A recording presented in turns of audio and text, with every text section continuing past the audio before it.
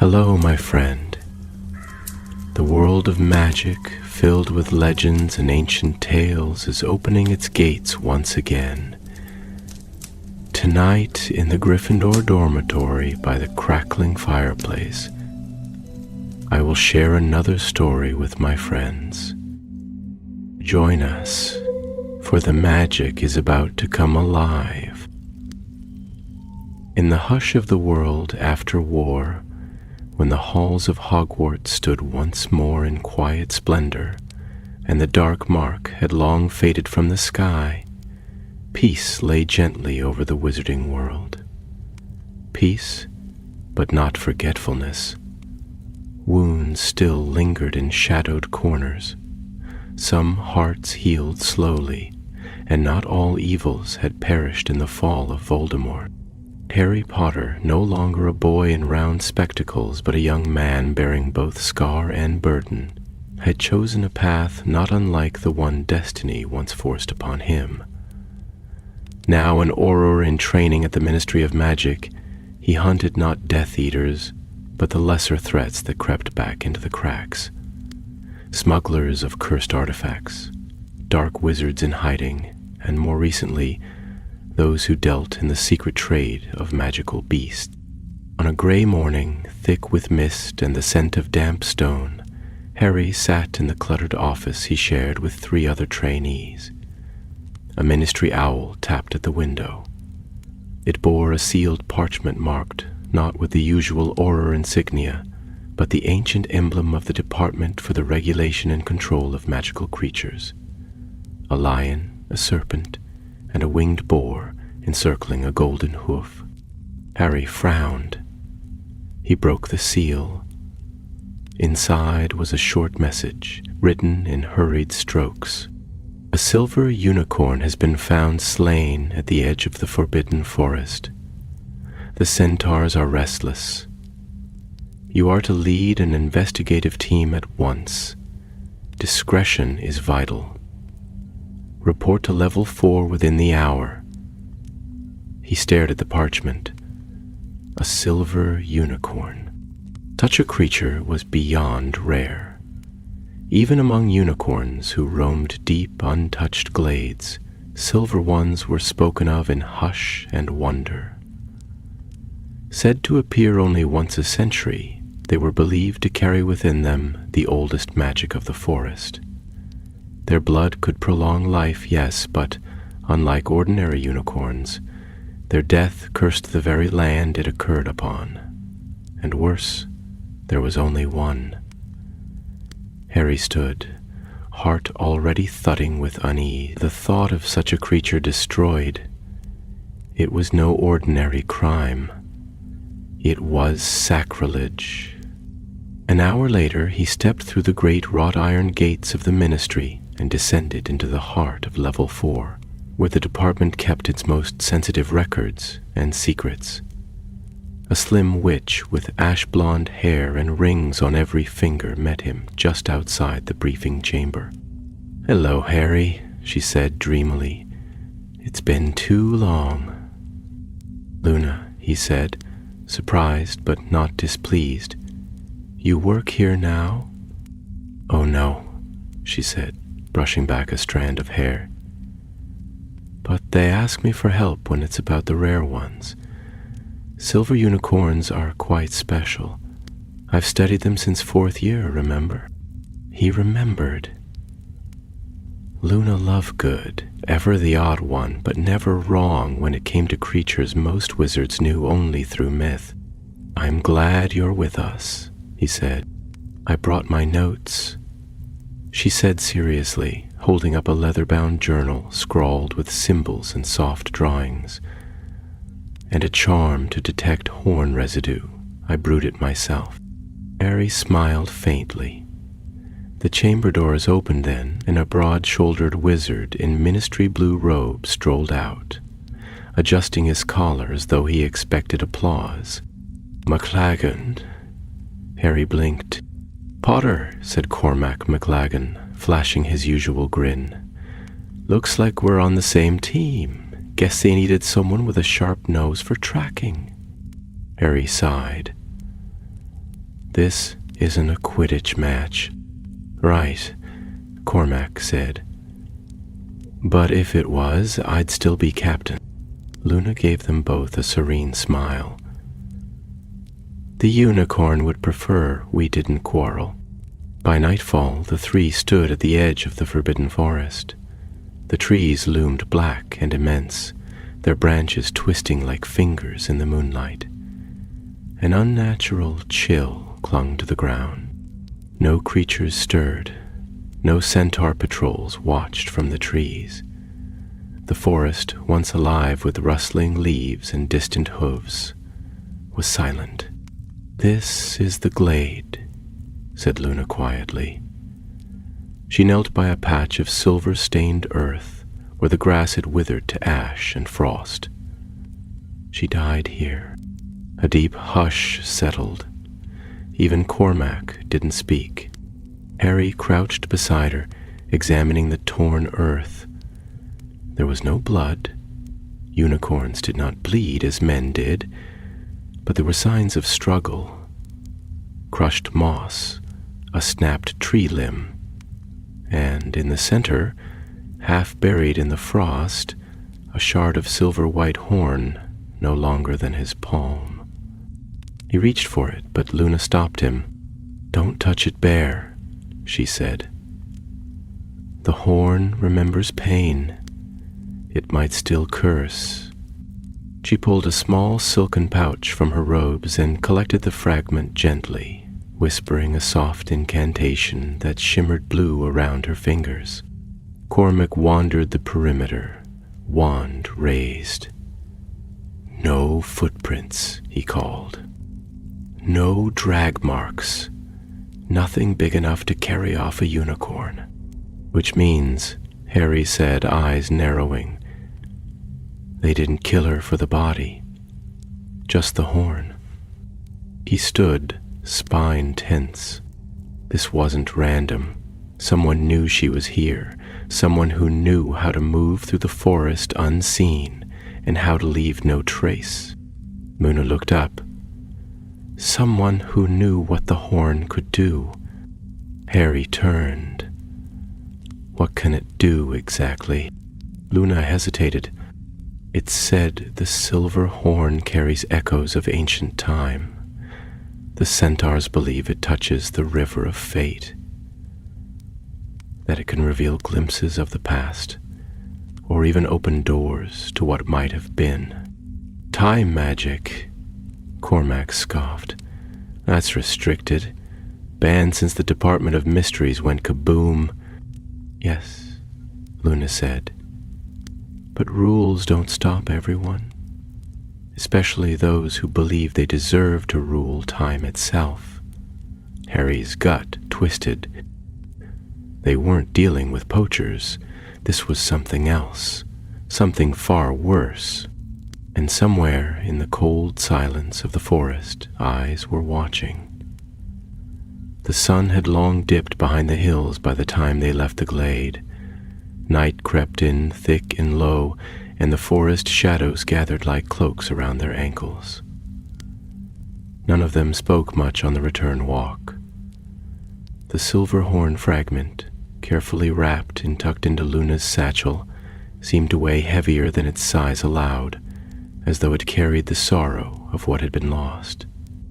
Back at the castle, Professor McGonagall had granted them use of an old staff room in the North Tower for the investigation. Once filled with spare cauldrons and broken telescopes, it now served as a quiet base of operations.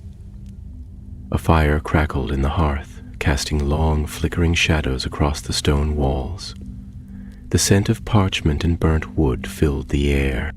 Cormac was the first to speak, slumping into an armchair with exaggerated weariness. So, just to be clear, we're chasing down whoever stole a horn to try and break time open like a Christmas cracker. That about the shape of it? It's not a game, said Harry, still examining the map Luna had rolled out on the table. They knew where the unicorn was. They knew how to kill it and vanish without leaving a trail. That takes planning, resources, and magic most wizards don't even know exists. Luna sat nearby, her knees pulled up beneath her robes, scribbling something in her notebook with a quill fashioned from a jobbernull feather. "I've been thinking," she said without looking up. "This wasn't just someone hunting for power. It was a ritual.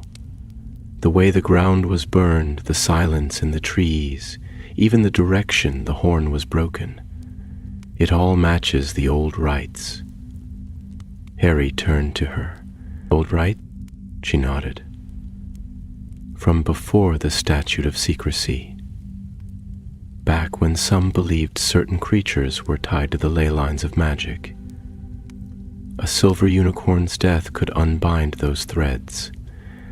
It's a kind of tearing, like slicing open the weave of a tapestry to get at what's underneath." Cormac rolled his eyes. "And what's underneath, then? Hidden treasure? Ancient knowledge?" "Possibly," Luna said calmly. "Or nothing. Or something worse. That's the trouble with forbidden rituals. They often forget to write down the consequences." Harry didn't answer. He had gone very still, his fingers resting lightly on the edge of the map. His eyes were fixed on the western quadrant of the forest, where a faint set of runes had been drawn in red ink. Luna followed his gaze. "That's where the old Temple of Stags used to be," she said. "The centaurs say it's cursed now. The ground rejects all who step there. Even the plants won't grow right." Harry traced the runes. If someone wanted to perform a ritual using the horn, they'd need a place tied to deep magic. Something ancient. Something forgotten. "And dangerous," Luna added. Cormac stood and stretched, cracking his knuckles. "Well, sounds like we've got our next stop. What's a curse rune or two between friends?" Harry didn't smile. "We go at first light. We'll need supplies, and we're not going in alone." The following morning dawned pale and cold. Fog clung to the grass like cobwebs, and frost glazed the edges of every stone. Harry stood in the courtyard outside the castle with his wand tucked firmly into his belt, a satchel slung over his shoulder. Luna arrived carrying a bag that jingled faintly with potion bottles, enchanted thread, and a compass that spun even when there was no wind. Cormac came last, yawning and chewing on a slice of pumpkin bread, his wand stuffed into a side holster like a sword. They were not alone. Waiting beside the gate was a tall centaur, his coat a dark bronze, his hair braided with threads of starlight. His name was Calanthes, a sentinel of the inner glades and an old friend to Hagrid, though few among the wizarding kind had ever earned his trust. He inclined his head as they approached, but his eyes were hard as flint. "You seek the place of broken oaths," he said in a voice that echoed like hooves on stone. "The temple stands, though its name is no longer spoken by our kind. If you go, you do so at your peril."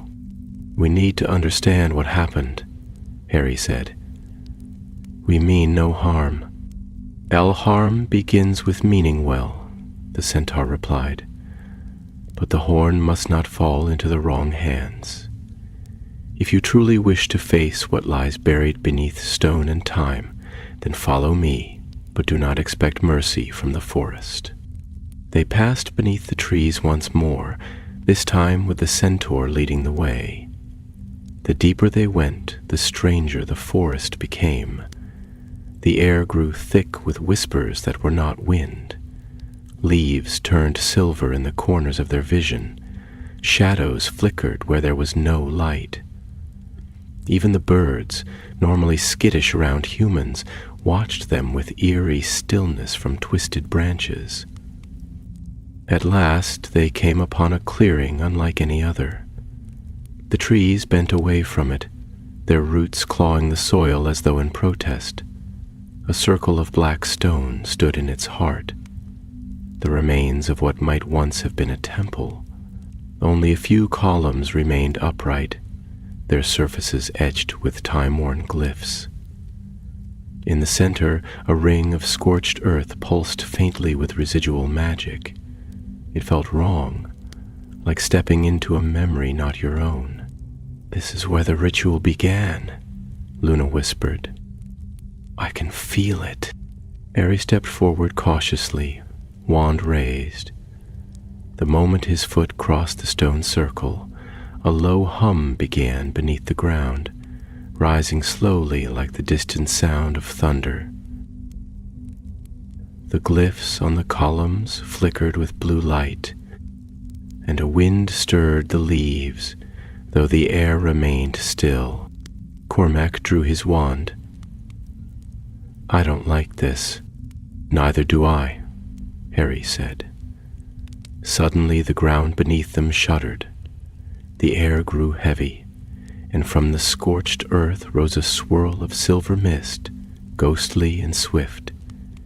It coalesced into a shape, not quite human, not quite beast. It hovered, trembling, then let out a cry that chilled the blood. Luna gasped.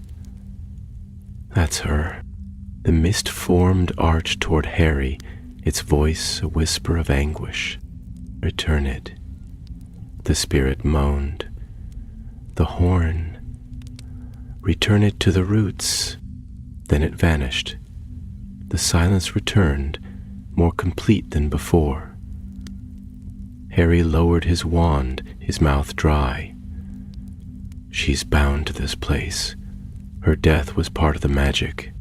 And it's not finished," Luna said grimly. "Whoever killed her, they didn't take the horn to sell. They took it to complete something." Cormac turned a slow circle. "Then where are they now?" From the shadows beyond the broken columns, a twig snapped. They were no longer alone. Harry turned swiftly, his wand rising with practiced precision. The others followed suit, their eyes scanning the edge of the ruins. The sound had come from beyond the last standing pillar, where the forest pressed in close, its boughs like gnarled fingers. For a long moment, nothing moved. Then, from between the twisted trunks, stepped a cloaked figure, neither hurried nor afraid. The intruder was tall and hooded, and the robes they wore shimmered faintly with a charm of concealment, the kind used by those with something to hide. Yet they made no attempt to flee, nor to attack. Instead, the figure raised one hand slowly and pulled back the hood.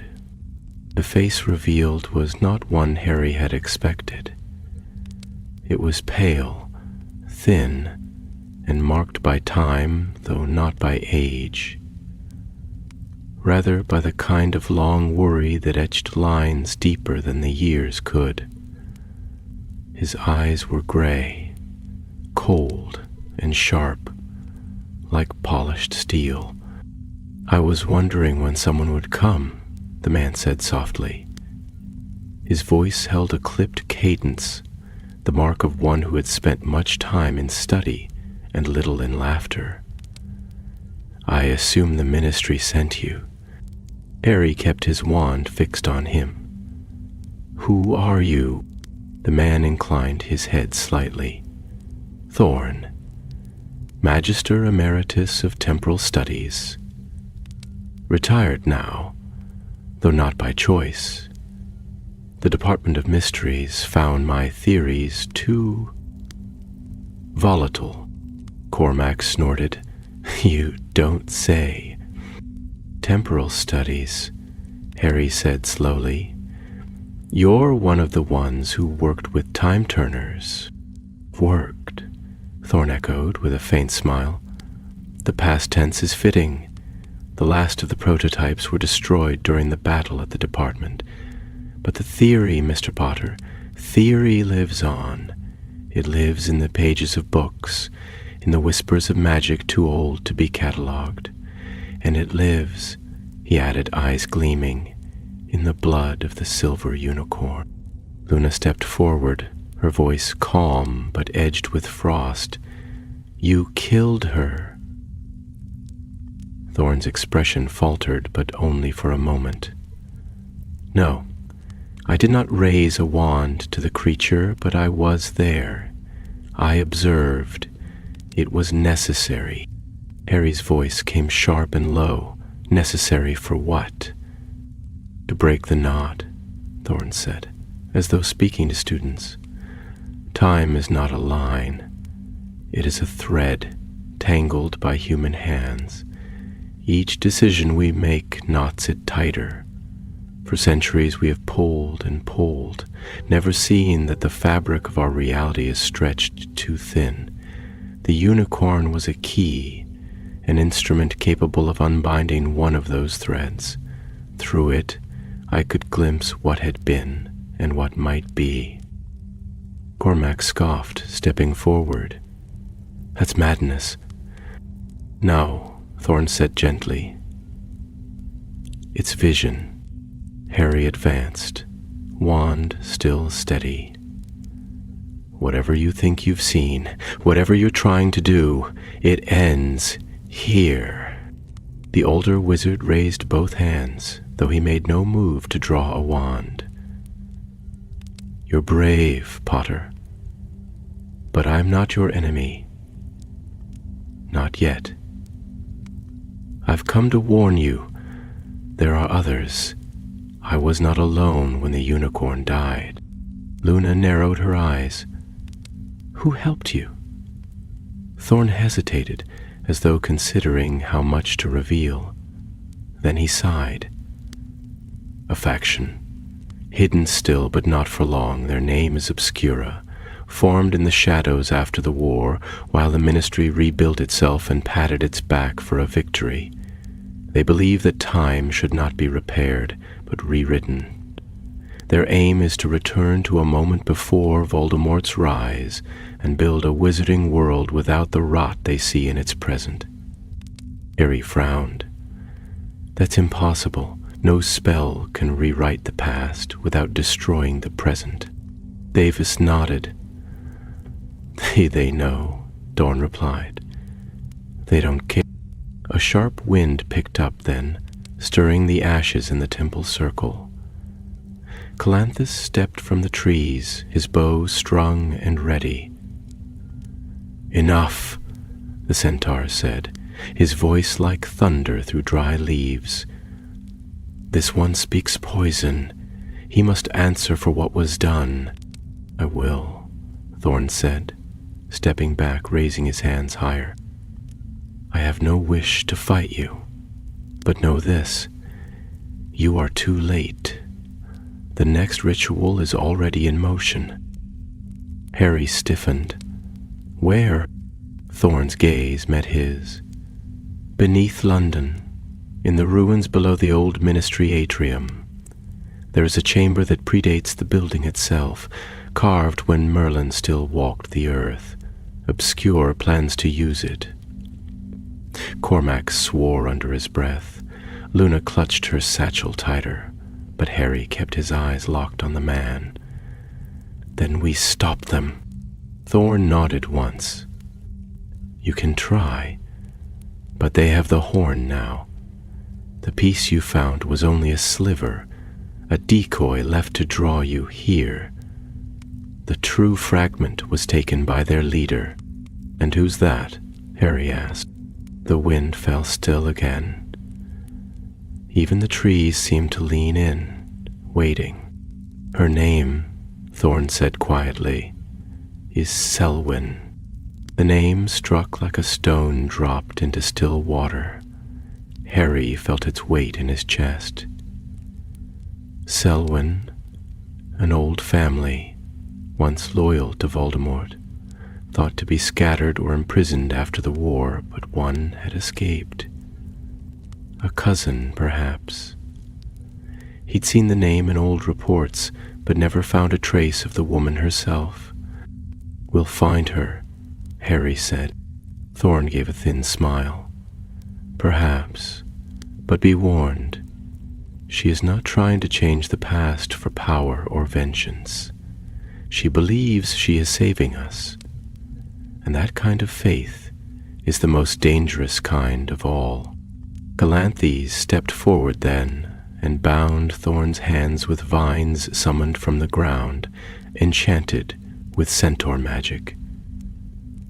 The wizard did not resist. As he was led away into the forest, he glanced back only once. "I hope," he said to Harry, "you're ready to lose what you love. That is always the cost of chasing time." When the trees swallowed him, the forest grew silent again. Harry turned back to the ruins, the scorched circle, and the chill that had not left since the spirit of the unicorn had cried out to them. They had a name now, a location, and a clock that had already begun to tick. London waited, and in its depths the true ritual had already begun. The journey back to London was made in haste and heavy silence. The train ride from Hogsmeade to King's Cross passed in a blur of shifting shadows and flickering lamps beyond the windows. None of the three travelers much inclined to speak. Harry sat with his arms crossed and brow furrowed, his gaze unfocused as the countryside slipped past. Luna rested her head against the glass, a gentle hum escaping her lips, some half-remembered tune meant to keep away dark thoughts. Cormac, for once, was not boasting or complaining, but quietly turning Thorn's words over in his mind, muttering occasionally beneath his breath.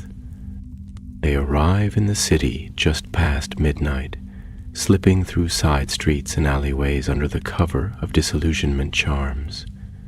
The ministry had moved since the war, rebuilding beneath the Thames in a fortified structure that rested deeper underground than the old atrium.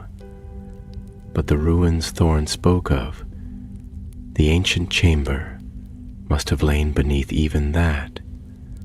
Older than the ministry, older than the city, perhaps even older than the castle that housed Hogwarts, a place forgotten by most, but not all. They met with head Auror Gawain Robards in the dim-lit operations room at Auror headquarters. Maps of London hovered in the air beside parchment scrolls inked with protective enchantments and detection wards. Robards was a stern man with iron-gray hair and sharp eyes that missed nothing. He listened without interruption as Harry detailed their findings, his expression unreadable until the name Selwyn was mentioned. At that, he straightened. "Selwyn's name has crossed my desk before," he said. "Elara Selwyn. Last known whereabouts unconfirmed, but suspected to be involved in a number of magical thefts. Most recently, the disappearance of 3 cursed timepieces from a locked vault in the Department of Mysteries." He paused. "We covered it up. Didn't want the press getting wind of it." Harry felt his jaw tighten. "Then she's already working to undo the protections. She's clever, and more importantly, she's patient," Robards replied grimly. "She's spent years preparing for this. We've only just begun." Cormac, who had been leaning against the wall with folded arms, pushed off and stepped forward. "Then we'll catch her before she finishes. You said the ritual site is under the old atrium." Robards nodded and turned toward the floating maps. With a flick of his wand, one of them zoomed downward, through layers of magical architecture until it revealed a forgotten cavern space, marked only with a few faint glyphs. "We believe it was once a druidic temple, predating both the ministry and the wizarding districts above. There's a direct access point through a sealed tunnel beneath level 9, though no one's used it in decades. Why not? Luna asked, her voice soft but steady. Because anything that went in never came out, Robarts answered.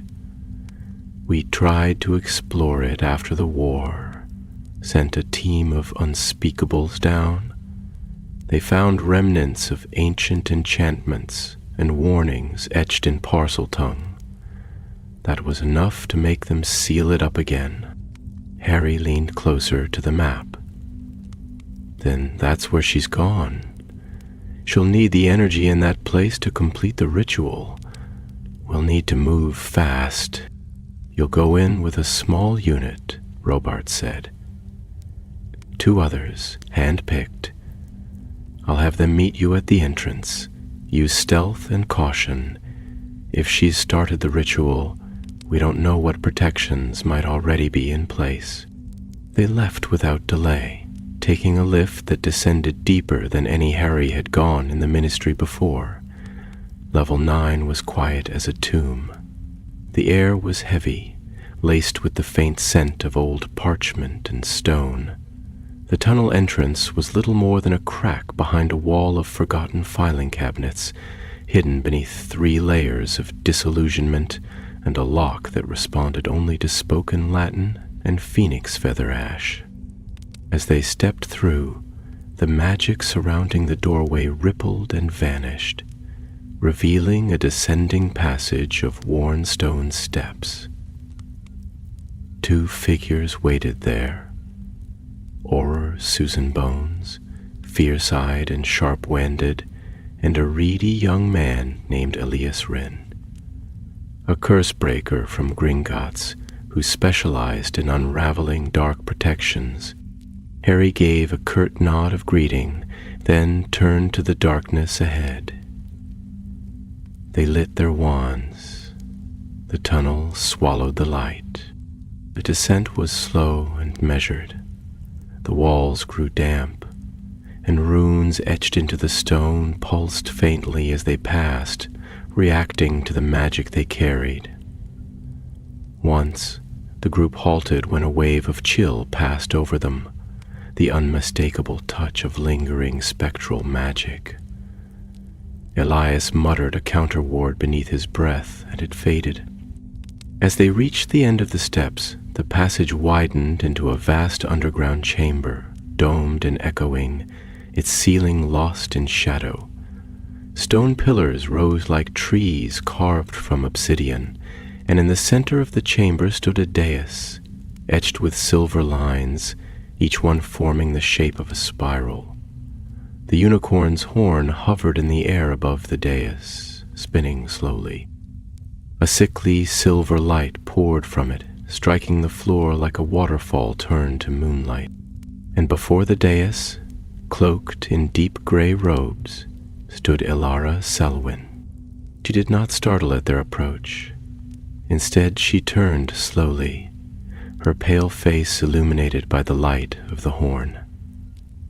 Her eyes were strange, wide and bright, but utterly still, as though whatever part of her once felt fear or hope had been smoothed away long ago. "You've come," she said, her voice rich and cold. "Of course you have." Harry stepped forward, wand raised. "It ends here." "No," Selwyn replied. "It begins." With a flick of her fingers, the ground surged with energy. Glyphs across the chamber flared to life, and a blast of magic struck out from the spiral, throwing them all back. The room shook as ancient mechanisms, long dormant, awoke. Walls shifted, pillars groaned, and with a thunderous crack, a gate of swirling time magic formed above the dais. Luna scrambled to her feet, eyes wide. "She's opened the first veil." Harry gritted his teeth. "Stop the ritual." But Selwyn was already speaking in a language older than Latin. her voice echoing through the chamber. The horn glowed brighter. The spiral lines on the floor began to turn, as if the stone itself was winding backward. And somewhere in the space between now and then, the fabric of time began to tear. The floor beneath their feet trembled with an eerie rhythm, like the thudding of a heart too vast to be human. Dust rained from the high arches as the old magic stirred fully, awakened by Selwyn's invocation. Harry forced himself up from the cold stone, his wand still clutched tightly in his hand. Around him, the others were doing the same. Luna pulling Elias to his feet with surprising strength, Susan already moving to flank the dais, her eyes narrowed and focused. Only Cormac seemed disoriented, shaking his head as though he'd just emerged from deep water. The chamber's light had changed. No longer cast by wand light alone, it now pulsed from the horn above the dais, silver and shifting, painting everything with an unnatural gleam. In the air, the edges of reality seemed to blur. Harry thought he glimpsed images forming within the glowing spiral on the floor, flickers of another world, another time. A boy chasing a snitch across a Hogwarts lawn. A red-haired woman laughing in a sunlit kitchen tower crumbling beneath the weight of green fire. Selwyn stood at the center of it all, her face raised toward the horn as though basking in its light. The power that surrounded her now was no ordinary magic. It had weight, pressure, something that pushed against the senses like being submerged. Harry felt it pressing behind his eyes, tugging at his thoughts, whispering promises of second chances, of lost things restored. He shook it off. "Selwyn," he shouted, his voice echoing against the stone. "You can't control it. You'll tear everything apart." She looked down at him, her expression calm, almost pitying. "You don't understand, Potter. I'm not tearing anything apart. I'm setting it right. Do you think your world is whole? Do you think victory came without a price? We've been living in the ruins of choices made by others long before any of us were born. The silver unicorn was a gatekeeper. Its death opened the path. I am merely walking it." Harry stepped forward, trying to get closer to the dais, but the spiral flared in warning. Elias caught his arm and pulled him back just in time to avoid a lash of silver flame that struck the stone where his foot would have landed. "It's a ward," Elias muttered, panting. "Layered and old. I can't break it fast, not with that much raw energy flowing through it." "We don't have time," Harry said. "She's accelerating the spell. Look at the veil." The gate of time magic above the dais had grown larger, the spiral on the floor spinning faster. Within the veil, images came clearer now, warped but familiar. A dark figure in a graveyard, wand raised. A serpent slithering beneath cracked glass. Hogwarts, burning beneath a stormy sky. Then, suddenly, the veil flashed bright and showed a young boy sitting on a windowsill, untouched by lightning, his forehead smooth, and Harry's breath caught. Selwyn saw it too, and for the first time her voice trembled with awe. A world without the scar, without the Dark Lord, without the chain of suffering that followed. Cormac, who had been circling to the left, shouted suddenly, "We've got to disrupt the spiral, break the pattern, force the energy to collapse." "It'll risk detonating the entire chamber," Susan snapped, but she was already moving toward the closest column, wand raised. Luna reached into her satchel and drew out the horn fragment they had retrieved in the forest. It pulsed faintly in her hands, as though resonating with its other half above the dais. She looked at Harry with sudden clarity. It's still part of her, the unicorn. If we return this piece to the magic, it might anchor the spell back to the natural order. Harry understood at once. It'll stop Selwyn from using it to twist time. Yes, Luna said, but someone has to get through the ward. I'll go, Harry said. Bellius grabbed his sleeve.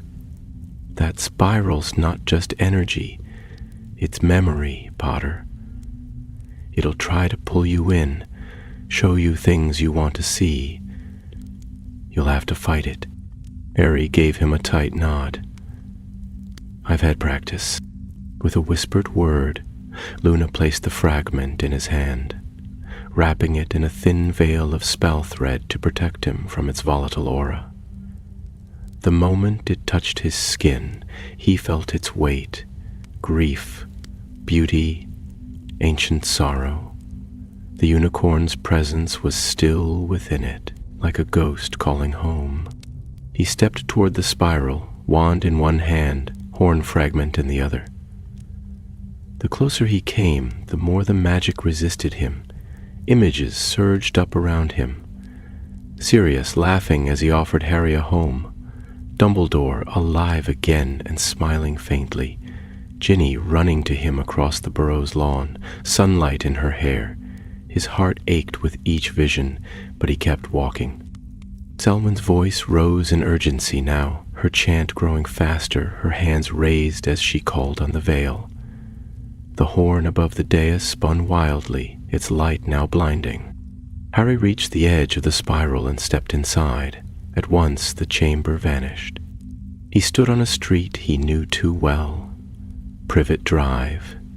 His younger self sat inside number 4, staring out at the darkening sky.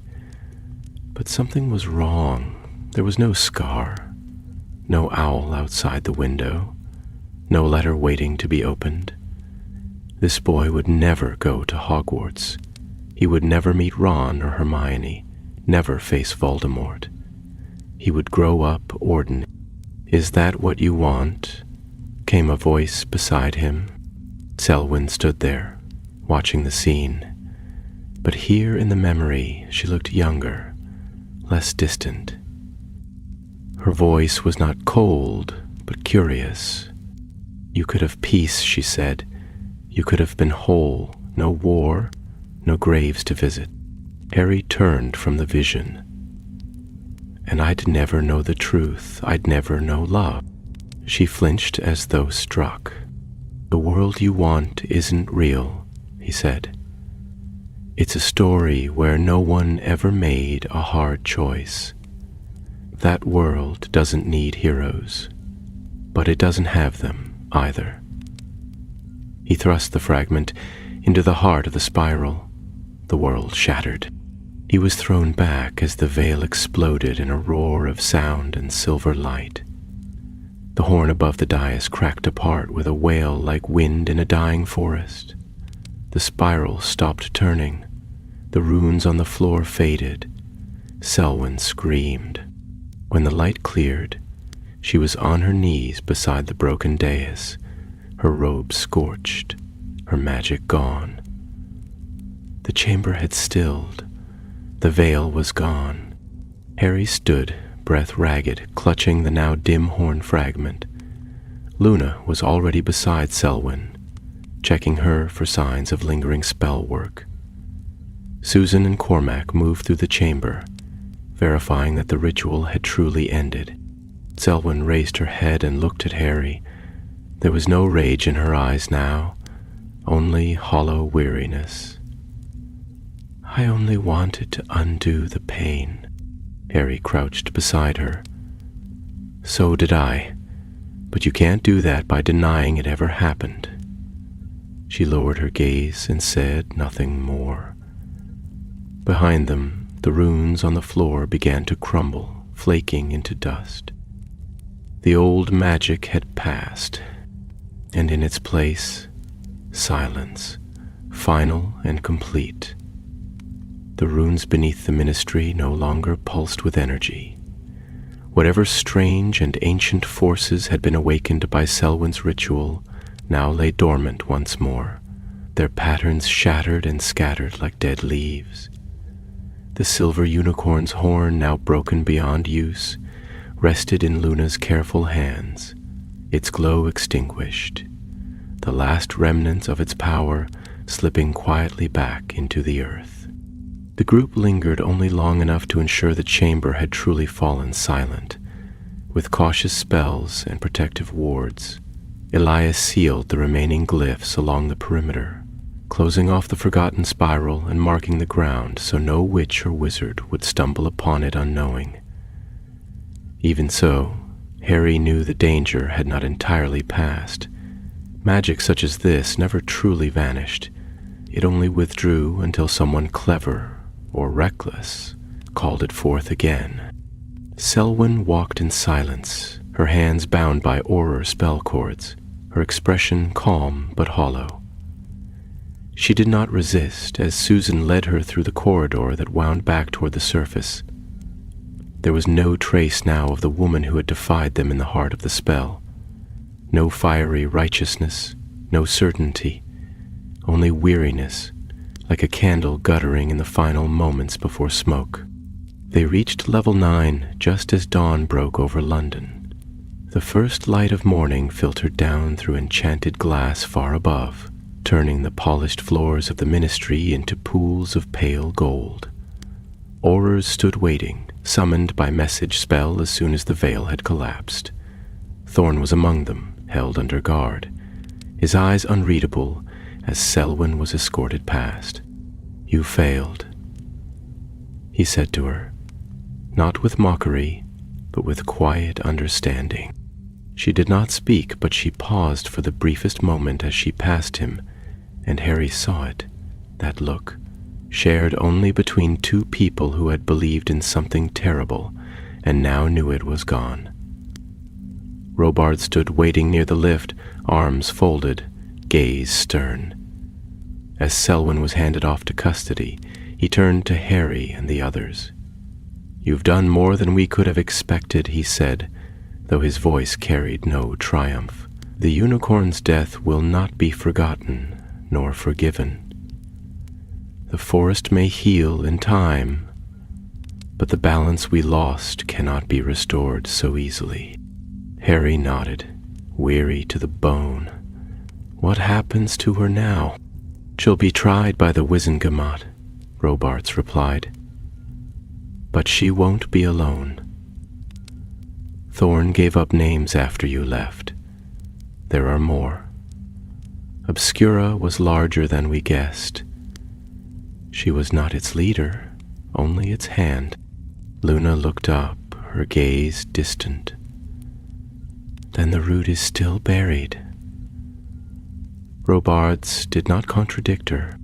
They returned above ground by late morning, emerging onto the streets just as the city stirred fully awake. The cold air smelled of stone and magic and distant chimney smoke. For a few moments, they stood there at the edge of the ministry's hidden entrance, blinking in the brightness, unsure what to say. Elias was the first to speak, rubbing his arms against the chill. "I think I'll take the day off, break a few minor curses. Something simple, no spirals, no ghosts." Susan smiled faintly.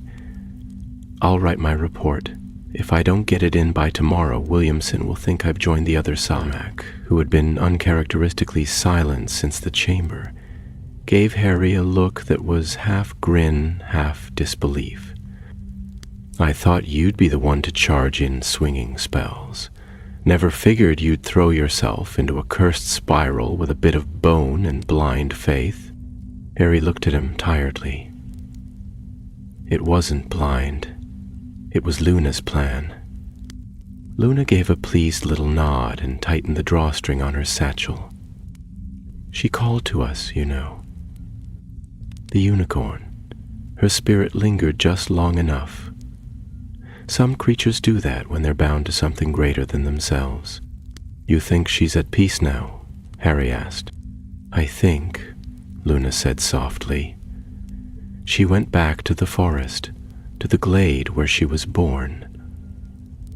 The silver horn is broken, but the magic remembers, and the forest always takes care of its own.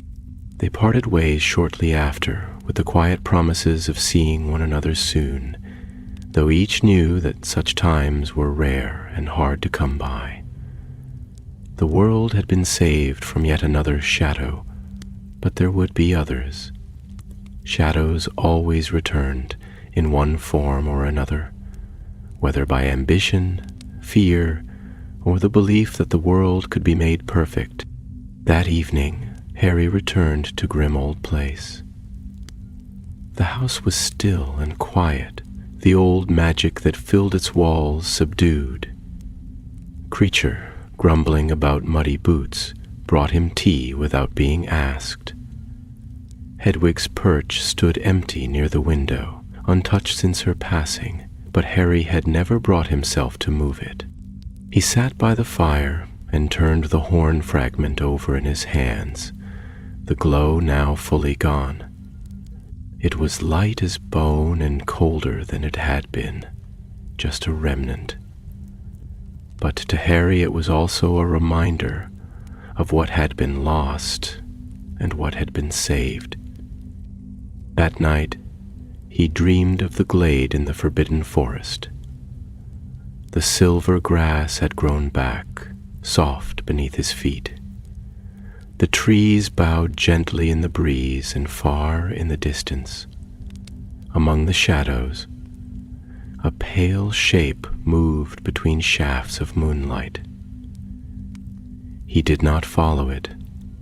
He simply watched, and somehow knew it had forgiven them. In the morning there was a note waiting for him. Folded neatly on the kitchen table, it bore Luna's handwriting. There are still traces of the spiral in the stones. I'm going to stay and study them, not to awaken anything, just to learn what they left behind. If anything changes, I'll send word. In the meantime, take care. The unicorn thanks you. So do I. Harry folded the letter and tucked it into his coat pocket. Outside, the city stirred.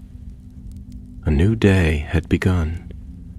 There were other cases, other shadows, but for now, the world was quiet. And somewhere, deep in the heart of the forest, a silver spirit slept, and the magic of time was still once more. The following days passed with a strange stillness, as though the world itself were holding its breath. The ministry remained in quiet upheaval, its corridors alive with whispered reports and the scratch of quills against parchment as new files were opened and old secrets unearthed. Names emerged, some familiar, others buried so deep in obscurity that even the Department of Records had to dust off enchanted ledgers to find them. Obscure, it seemed, had cast a wider net than any had feared, and though the ritual had been stopped, its shadow remained. Harry spent most of his time in Auror headquarters, poring over documents and assisting Robards in preparing the formal case against Elara Selwyn. The trial had been scheduled swiftly by the Wizengamot, though many suspected that haste had more to do with public perception than justice. The silver unicorn's death had been leaked to the press despite the ministry's best efforts, and while the details remained shrouded, the headlines were loud with words like treason, and time tampering. That the wizarding public knew so little about the incident did nothing to quiet their fury. Perhaps it only fed it. On the third morning, Harry received an owl just after dawn, tapping insistently at the frosted window above his writing desk. The parchment was short, the handwriting elegant, but unmistakably tense. Come to the forest. There has been a change. Ellie laughed immediately. The forbidden forest greeted him with the same ancient quiet it always had, but something in the air felt different. The trees, though motionless, seemed more watchful than before, their branches still but tense, as though waiting. When he reached the outer edge of the glade where the silver unicorn had once lain, he found Luna standing alone beside the withered grass, her cloak wrapped tightly about her, and her wand drawn, not in defense, but in reverence. She turned as he approached, her expression unreadable, though her eyes carried the weight of unspoken knowledge. "You came quickly," she said softly. "You said something had changed." Luna nodded and gestured toward the glade.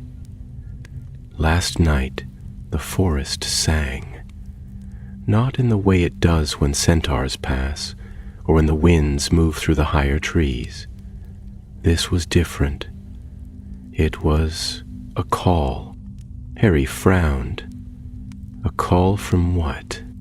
"I think," she said, lowering her voice, "that it came from her." He followed her gaze and noticed it then. Subtle, but impossible to miss once seen.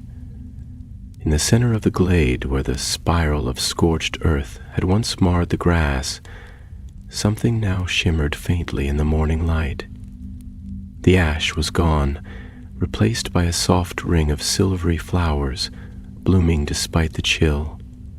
Each petal caught the sunlight and refracted it into pale rainbows, and at the very center of the ring, a single hair, long and silver, lay curled like a question mark. Luna stepped forward carefully and knelt beside it, her fingers hovering just above the hair.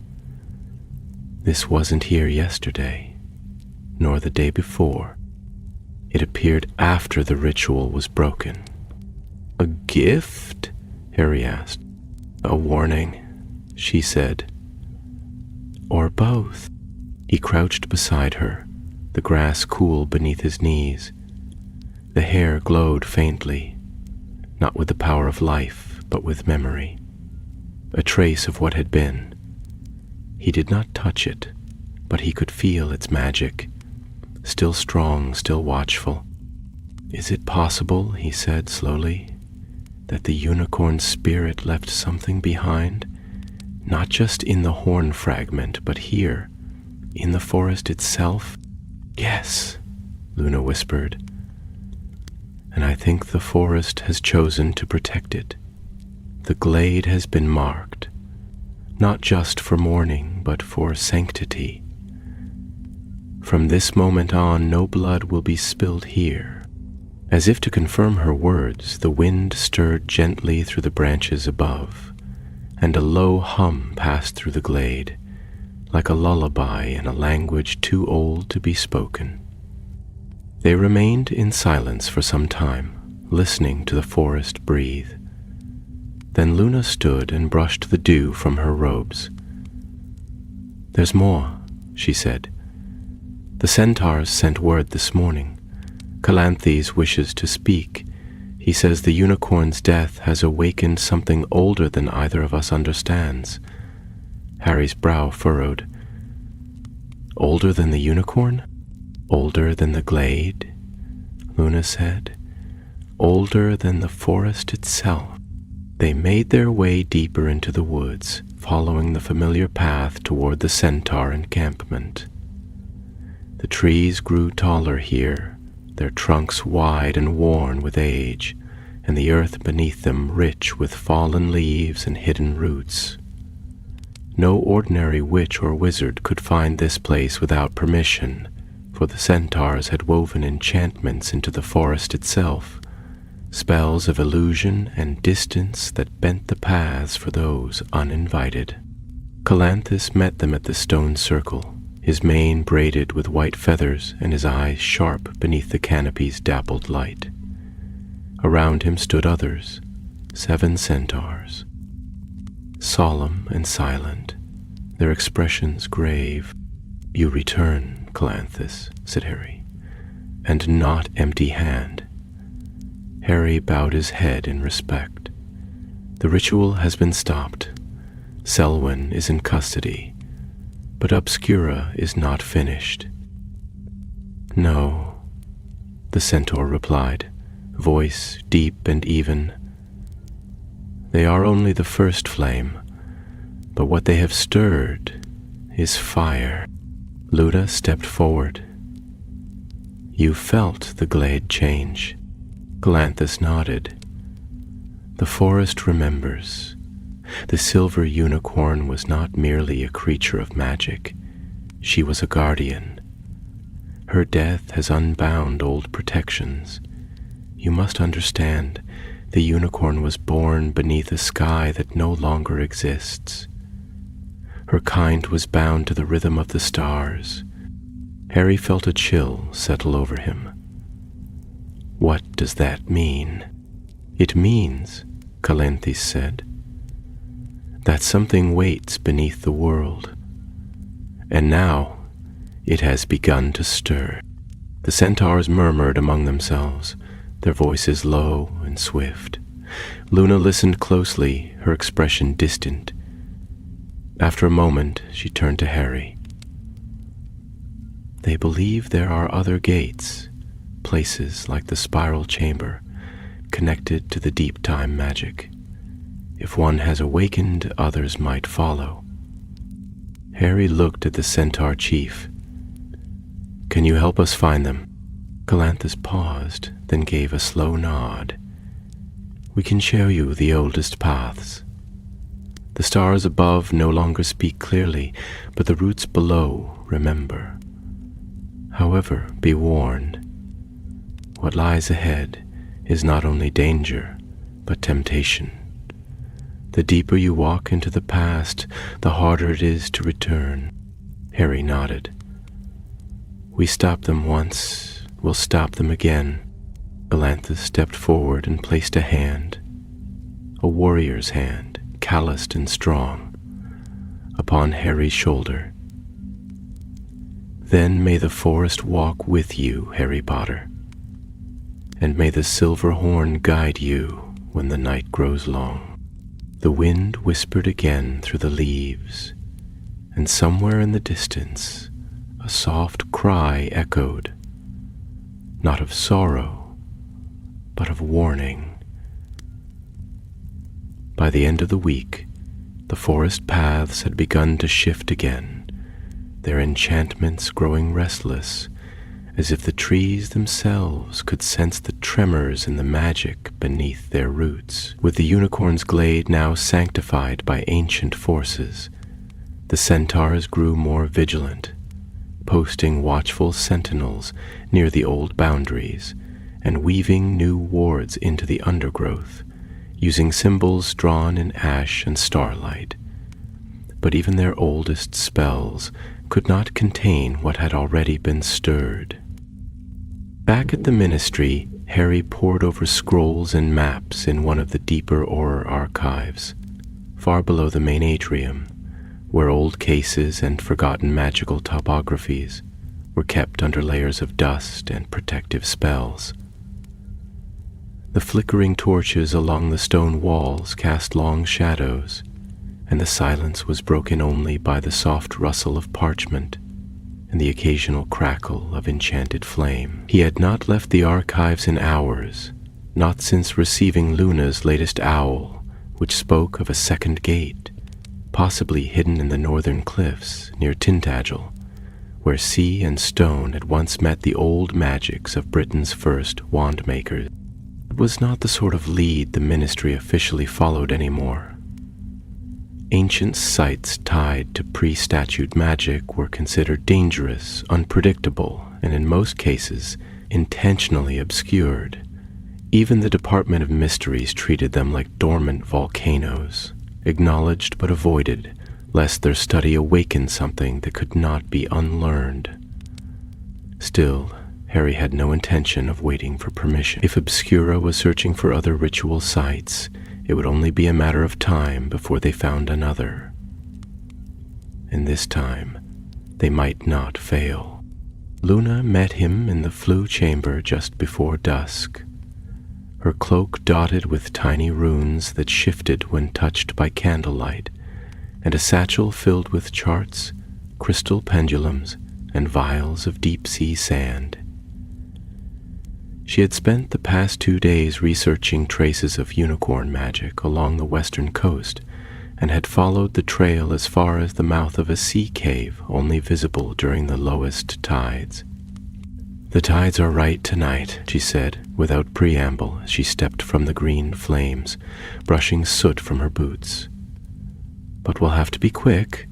The cave only opens for a short time before the sea takes it back." Harry nodded. "How sure are you that this is one of the gates?" Luna's eyes shone with something more than certainty, something closer to belief. "The stones are carved with the same spiral, not drawn, but grown into the rock, like they were part of it from the beginning. I think the tides aren't what move the entrance. I think the magic does." They took a ministry portkey, an old silver brooch that glowed faintly when tapped, and within moments the wind of Cornwall struck them like a wave, sharp with salt and wild with the cry of gulls. The cliff stood tall and jagged against the falling sun, and the sea below roared like something ancient and living. Luna led the way down a narrow, twisting path carved into the stone, moving with the sure-footedness of someone who trusted the earth not to let her fall. Harry followed carefully, wand drawn, eyes alert for any sign of movement. The cave revealed itself as the tide fell. A dark, jagged mouth half hidden behind a veil of kelp and seawater, its entrance no wider than a fireplace. Luna stepped inside first, muttering a soft spell that caused the moss-covered stones to part slightly, enough for them to slip through. Within, the air grew colder, not with the chill of the sea, but the breath of something that had not stirred in centuries. The walls glistened with moisture, and runes flickered faintly in the dark, reacting to their presence. They did not need torches. The spiral was waiting. It lay etched into the floor of the cavern, not in ink or blood, but in light. Soft silver lines that pulsed like a heartbeat, echoing faintly in the stone. Around it, columns of shell-covered stone rose toward the ceiling, and above, a dome of glassy crystal revealed the night sky, though Harry knew they were far below the surface. It was a place out of time, untouched by wind or war. But it was not empty. Footsteps echoed across the stone. They turned at once, wands lifted as a figure emerged from the shadows. He was young, perhaps not much older than Harry had been when he first stepped into the ministry after the war, but his robes bore the deep charcoal of Obscura's mark, and his face, though calm, held the gleam of someone who believed utterly in his purpose. "You're too late," he said, his voice soft but unwavering. "The gate has already begun to open." Harry stepped forward, wand level. "Step away from the spiral." The young man shook his head. "We don't want to destroy the world, Potter. We want to reset it. The unicorn's death gave us the key. This," he gestured to the spiral, "is the door.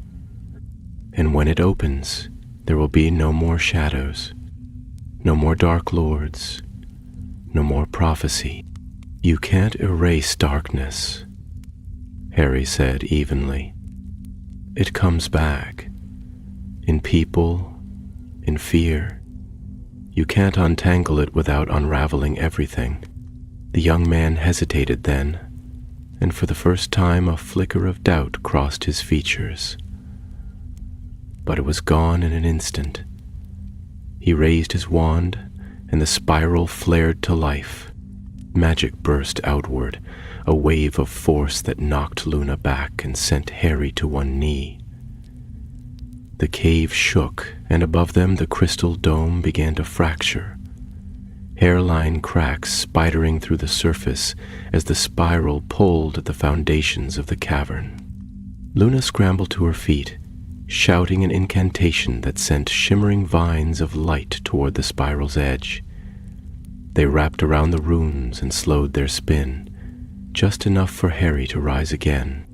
He aimed a freezing charm at the young wizard's feet, locking him momentarily in place, and leapt toward the center of the spiral.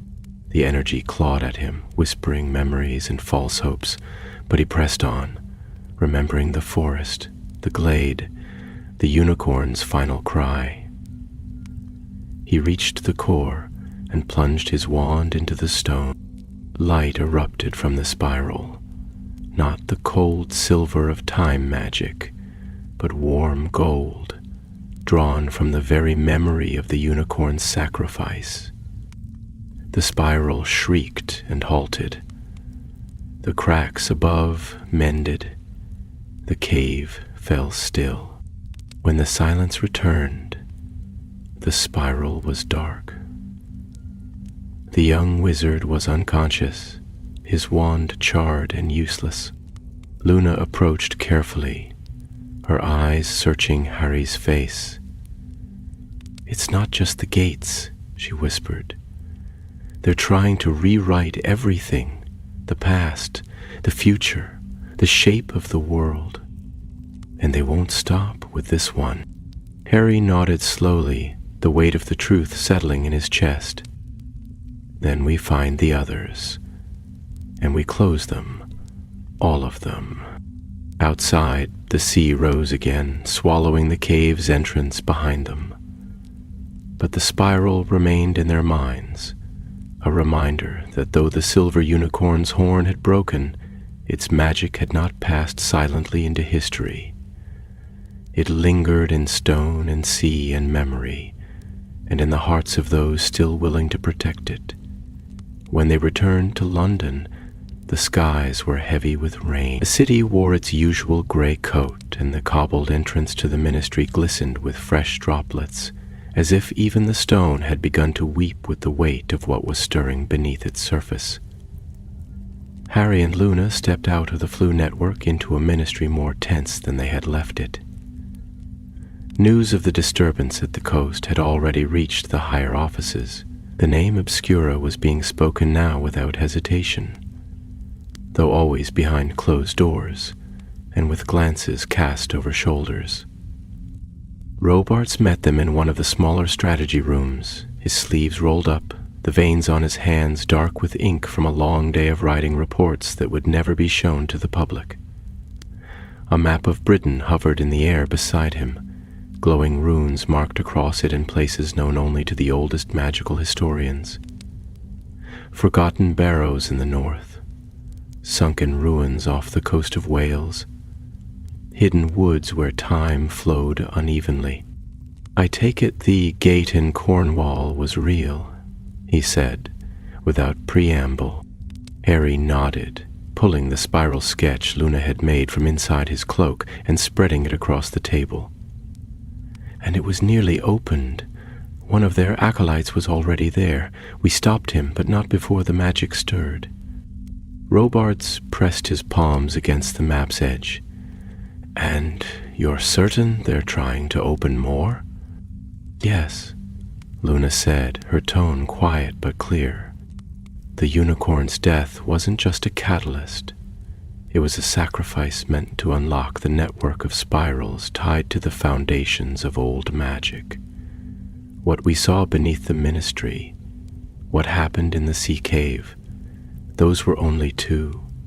There are more, and if they succeed in opening enough of them, they could rewrite the ley line flow across the country, Harry added. Reroute the roots of magic, bend it toward their vision. They wouldn't just be changing time, they'd be changing magic itself. Robards leaned back, the lines in his face deepening. "Then we'll need to move faster.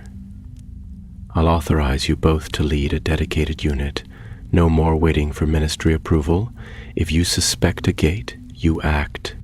It was the kind of trust few were given, but Harry barely registered it. The pressure in his chest had not lifted since leaving the cave, and he suspected it wouldn't until all the spirals were found and sealed. Even now, his mind turned to the map, searching for patterns, for signs he might have missed.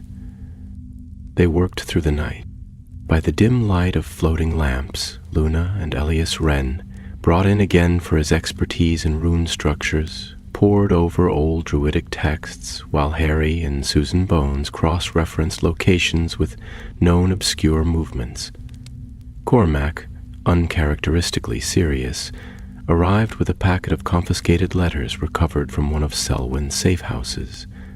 The parchment was burned at the edges, but parts of the text remained legible. In one, a name was repeated 3 times: Ravencross. At first it meant nothing. Then, Luna's eyes lit with recognition. Ravencross, she said slowly, was an estate that belonged to the Black family, not listed on any of the newer registries, but it predates Grimmauld Place. It was abandoned centuries ago, said to be cursed. Some believed it stood on one of the 13 ancient junctions of power, the old convergence points of magical flow before the lines shifted. Harry's blood ran cold. A Black family property. Then it might be protected by old blood magic if Obscuras found a way in. They could use the protections to hide a ritual from any ministry censor, Susan said. It would be completely invisible. Robarts returned from a short absence with confirmation. There's been a surge of magical flux in the area. Nothing big enough to set off alarms, but consistent, like a slow-turning wheel. If it's the next spiral, it's already begun. They departed at once.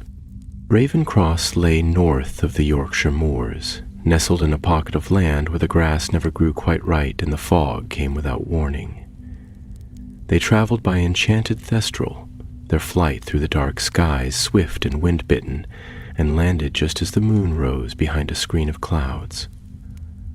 The house stood at the top of a withered hill, its stone walls half swallowed by ivy, the windows dark, their glass broken and rimed with frost. A rusted gate hung crooked on iron hinges, etched with the sigil of the Black family. Silver serpent coiled around a star. Harry pushed the gate open, the creak echoing far louder than it should have. The front garden, if it could be called such, was overrun with brambles. The path had been swallowed by earth and moss, and the air was thick with silence. No birds, no wind. Even the moonlight seemed reluctant to touch the place. Luna drew her wand, murmuring an incantation that traced lines of power through the air, revealing the warded network beneath the ground. Thin, ancient spells woven like spiderwebs, holding the crumbling manor together. They stepped through the front door and were immediately greeted by the scent of old ash and long-decayed wood. The entrance hall had collapsed in places, beams fallen across what might once have been a staircase, now no more than splinters and dust. But beneath the ruin, magic pulsed, faint but steady, leading them downward. In the cellar, they found the spiral. Unlike the others, this one had not yet been activated. It was etched in black stone, filled with powdered onyx and bone dust, its shape more jagged, less balanced. Around it, chalk symbols had been drawn. Preparation markings, incantation scaffolding. Someone had been working here, and recently. The smell of potion lingered in the air, sharp with ingredients too volatile for public use. Suddenly, from the far side of the room, there came a voice. "You're too early," it said, but not unwelcome. A tall figure stepped from the shadows, his cloak dark as oil, his face hidden behind a mask fashioned like a crescent moon.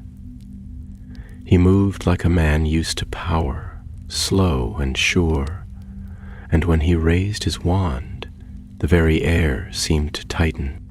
"Who are you?" Harry demanded. The figure tilted his head. "A keeper, a builder. I've many names, but for your purposes, call me Morlen." Harry moved forward, wand ready. "You're Obscura." "I am what Obscura was always meant to be," Morlen said. "Not a cult, not a rebellion, a correction. You stopped Selwyn. You broke the Cornwall Gate. But the cycle has begun, and cycles do not stop. They turn." Cormac aimed a spell, but Morlen deflected it with a flick of his wrist, the magic absorbed by the spiral's edge. "You'll not seal this one," Morlen said, voice colder now. "The next ritual won't seek to rewrite time. It will end the need for it." And then, in a gust of wind and a blinding flash of silver, he vanished. The spiral glowed once, then fell dark, but the chill remained, and Harry knew this was only the beginning. The days that followed the encounter at Ravencross were marked by unrest.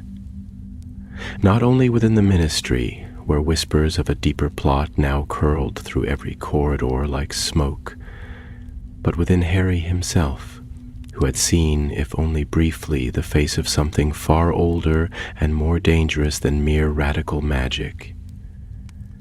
Morlen had not spoken like a fanatic.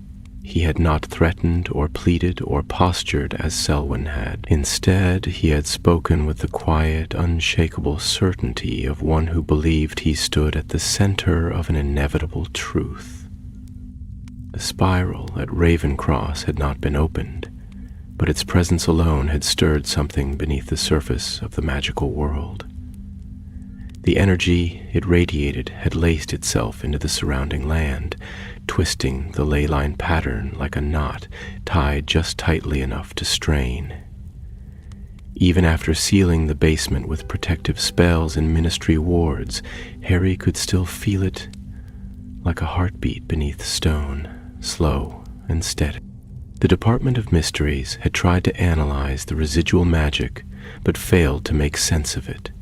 Their reports used words like non-linear projection, arcane density beyond measurable scale, and temporal recursion anomaly. But none of it answered the only question Harry cared about. What was Morlen trying to end? Una believed the final gate was not a place like the others. It would not be found beneath a ruined temple or hidden in the sea. She had returned to the centaurs who spoke of ancient threads that converged not upon a single point of earth, but within a person or a line of blood, or even a single moment suspended forever in memory. Magic, after all, was not bound by space in the way wizards were, and if Morlen truly sought to end time, it would not be through a door in stone. It would be through something far more fragile. Harry found her late one evening in the Department of Records, where the Ministry kept family trees and bloodline histories, some of them so old they were carved into obsidian tablets rather than written on parchment. She had laid out a wide tapestry of names, following not one line but many: the Blacks, the Peverils, the Selwyns, the Gaunts, threads that touched in quiet places, interwoven by centuries of magic and secrecy. "It's not about opening gates anymore," she said, not looking up from the tapestry. "It's about severing one." He sat beside her, watching as her finger traced the curling loops of names. "Whose?" Luna lifted her eyes, and they were filled with that strange, solemn clarity Harry had seen only a few times before. The silence that followed seemed to stretch across the centuries. For a moment, even the flickering torches above seemed to lean in, waiting. "They're not trying to kill you," she continued quietly. "They're trying to unmake you. Your bloodline, your memory, your scar. The unicorn's death, the spirals, they were practice. Morlen's real goal is to reach the heart of what made you the boy who lived, to unwind the moment where your mother's love cast the curse back on Voldemort." Harry felt as though a door had opened inside him and the wind howled through it. "He wants to remove the protection." Luna nodded. "If he succeeds, you'll never have survived.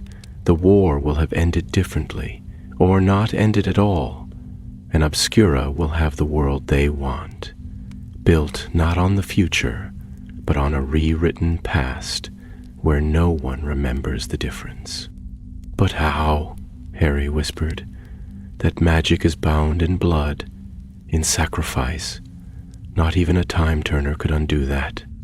"Not a time-turner," she said, and placed a folded sheet of parchment before him. "A tether." The word struck like cold steel. He had heard of them once in the briefest corners of Auror training. Magical constructs older than wands, made in the days before the Statute of Secrecy. They were objects bound to a singular moment in time, preserved by rituals now lost to most modern magic. A tether, once activated, could allow not a person, but a spell to pass backward through the veil of memory and attach itself to a fixed point in the past, altering the outcome without altering the journey. The user remained in the present. Only the truth changed, and somewhere, somehow, Morlen had found one. "They've already chosen the moment," Luna said softly. "Godric's Hollow, the night your parents died. If they can send the spell through a tether to that night, to the instant before the curse rebounded, then the protection is undone. You won't survive. The prophecy will pass to another, or never be fulfilled. The world won't remember, but it will be changed." Harry looked down at the parchment. It bore a sketch of an object he had never seen before, but somehow recognized all the same. A pendant, shaped like a teardrop, its surface etched with spirals. Within it was said to be a single drop of unicorn blood, taken in the final breath of a creature not yet born. Luna's research suggested only 3 had ever been made. One was lost in the fall of Atlantis, another was destroyed by Merlin himself. The third had never been accounted for. Until now. Harry stood slowly, the weight of the truth settling across his shoulders like a cloak of stone. "Then we find the tether, and we end this before it begins." They left the ministry before first light, traveling by side-along apparition to a glen in Scotland where, centuries ago, the founders of Hogwarts had once met to draw the original boundaries of the magical world. It was there, Luna believed, the tether had been hidden, bound in stone and sealed in a ward known only to those who carried the blood of the Peveril line. As Harry stepped across the threshold of the glen, the wind stilled, and the air grew thick with waiting magic. Luna placed her hand on his shoulder.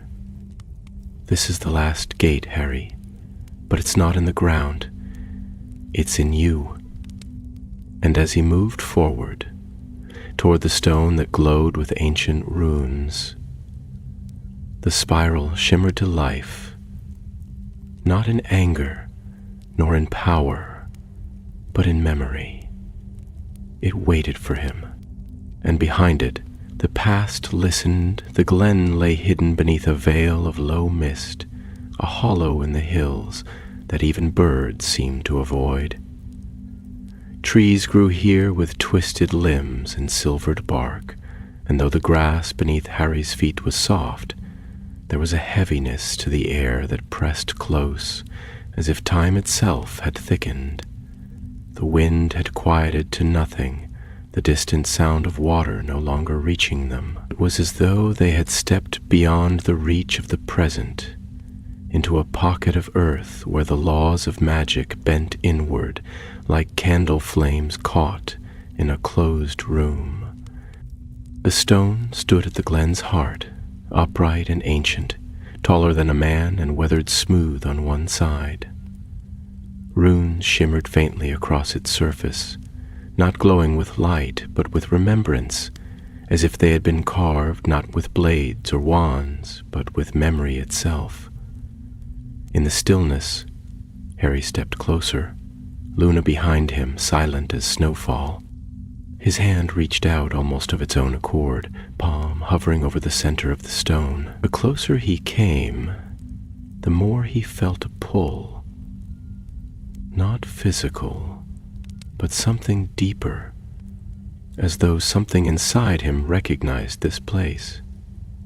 As though the magic here was calling to a part of him that had always been bound to that night, to the flash of green light, the falling of a wand, the cry of a mother, the breath of a child. The runes flared suddenly as his hand touched the stone. A low sound trembled through the glen, neither voice nor spell, but a deep humming, resonance born from magic older than any incantation. Harry did not move.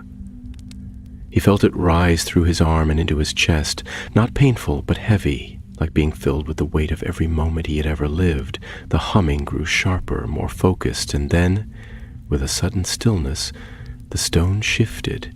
A thin seam opened at its base, revealing a hidden recess wrapped in vines that shrank from the light, and there, resting upon a cradle of silver roots, was the pendant. It was smaller than he had expected, no larger than a snitch, though far heavier in magic. The spiral pattern carved into its surface was impossibly fine, a maze of etched runes so intricate they seemed to shift as the eye followed them. Within the tear-shaped crystal at its center shimmered a single drop of silver. The unicorn's blood, pure and uncorrupted, suspended in time. The tether. Luna moved beside him, her voice hushed. If Morlin gets this, the moment is his. Harry nodded. Then we take it somewhere he can't. But as his fingers closed around the pendant, the air changed. A sound like breath filled the glen, and then, without warning, a figure appeared at the edge of the mist. Morlin. He did not stride forward or raise his wand. Instead, he stood beneath the twisted branches of an ash tree, his black cloak caught in the still air, his mask reflecting the shimmer of the pendant. "You were always meant to find it," he said, and this time his voice held something new. Not arrogance nor anger, but something closer to regret. "That is the point, Potter. The tether can only be drawn from the stone by the one whose memory it guards." Harry stepped between Luna and the masked man, the pendant gripped in his hand. "Then you'll have to take it from me." "I don't need to," Morlin said, moving slowly now, wand lowered, his hands at his sides. "You've already activated it. Do you feel it? The way the world has begun to change. You've bound yourself to the tether. Your memory is its path, and when the spell is cast, it will follow your scar like a thread through time, straight to the moment your mother died. Then I'll destroy it," Harry said. Morlin's head tilted. "You could try, but it's not made of stone and blood alone. It's made of you. If you shatter it now, it won't undo the magic, it will undo you, and that, Harry Potter, would be the final spiral." Luna raised her wand slowly, her voice steady. "We won't let you rewrite the world. You misunderstand. Morlane said. I'm not rewriting it. I'm restoring it. One without prophecy, without chosen ones. A world where power is not hoarded by bloodlines and accidents of fate, but shared evenly, wisely, where magic belongs to all, not just those protected by sacrifice. By killing a unicorn? Harry asked sharply. By tearing at time with rituals and lies? Morlane looked at him through the eye slits of the mask, and something passed across his face, perhaps the faintest trace of sorrow. Sacrifices are always made by those who believe the world cannot change. I believe it can. He raised his wand.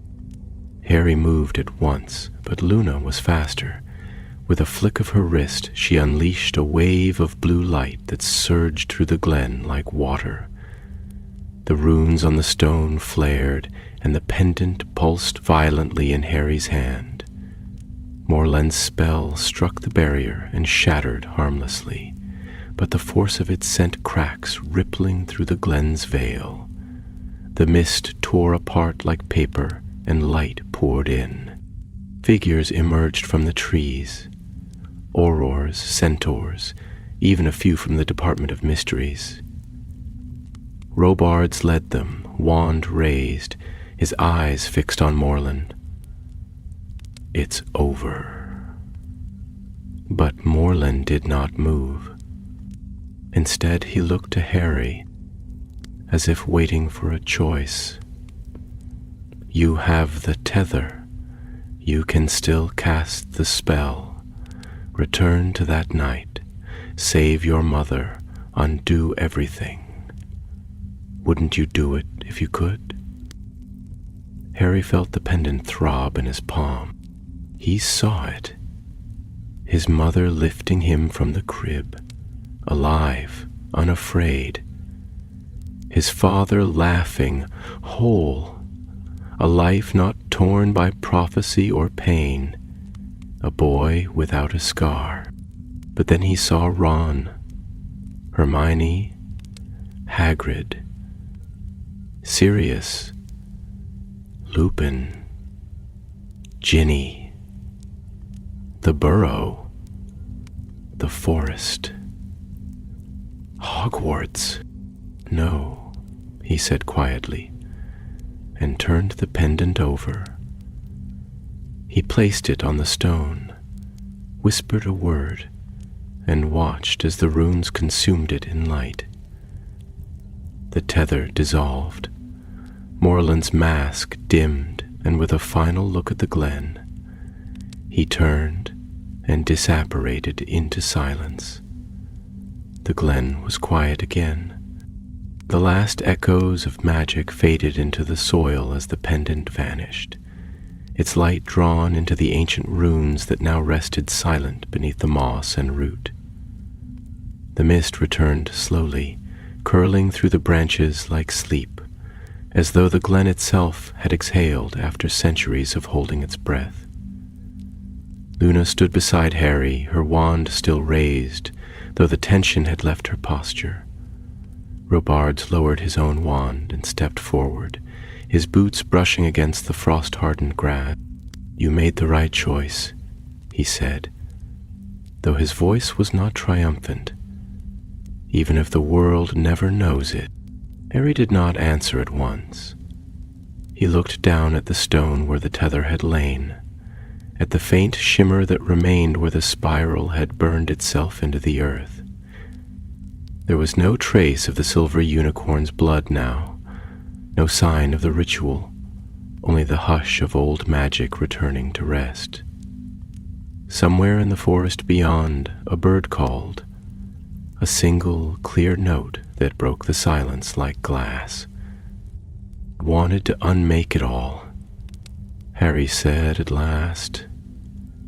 Not out of hate, out of belief.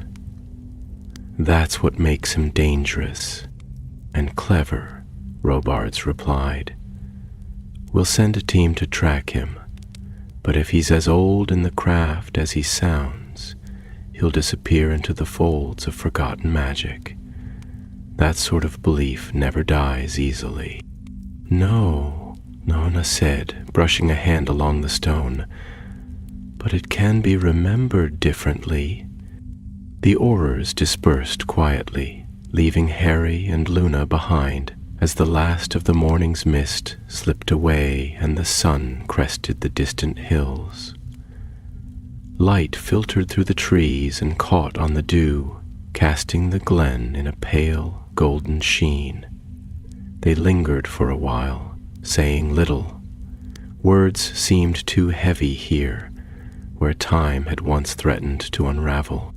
Before they left, Luna knelt one final time beside the stone.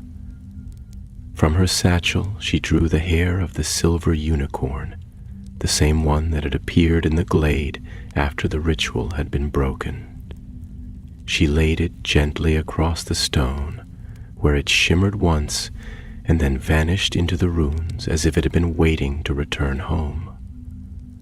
The glen brightened, not with light, but with something older, something peaceful. "She's at rest now," Luna whispered. "The forest has taken her back." Harry nodded. "And the spiral's been broken." "No," Luna said thoughtfully, rising to her feet. "It's been completed. You were the last curve, Harry, not because of the magic, because you chose to let go." They returned to London that evening. The Ministry, still humming with the aftershocks of the week's revelations, began its slow, careful work of closing the remaining gates. The glade was marked as a protected site, removed from all maps save those kept in the Centaur Council. Ravencross was sealed and buried, its stones turned inward with spells meant to confuse even the cleverest seeker. The spiral beneath the sea was washed clean by tide and time, now guarded by the merfolk who had long watched over its silent threshold. Obscura did not vanish entirely, but it scattered. A few names were arrested, a few more fled beyond the reach of the Ministry, leaving behind only fragments, journals half burned, plans scratched into old parchment, a few more pendants broken and inert. The largest piece of the movement, Morlan himself, was never found. Some said he had returned to the old paths, slipping into the forgotten spaces between spells. Others believed he had gone in search of a future that did not need to be rewritten. Harry never spoke of the tether again.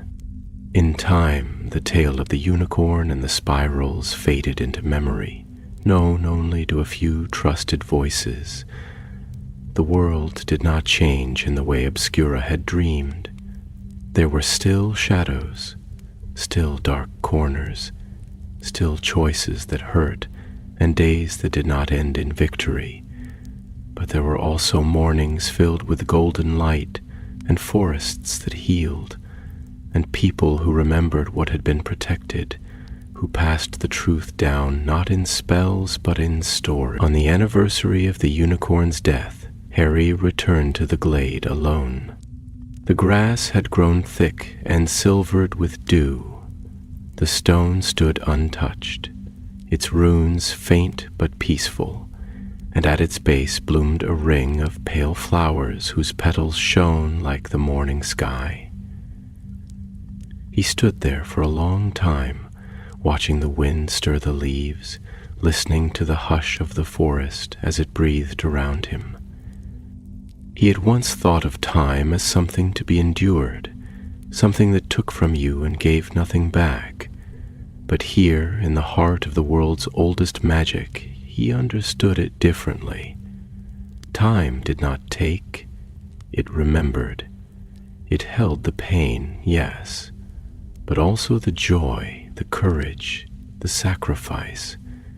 It was the thread that bound the spiral, not in chains but in story. He placed a hand on the stone and closed his eyes. Somewhere beyond, where memory and magic met, The silver unicorn ran once more beneath starlight, and the world, for now, remained whole.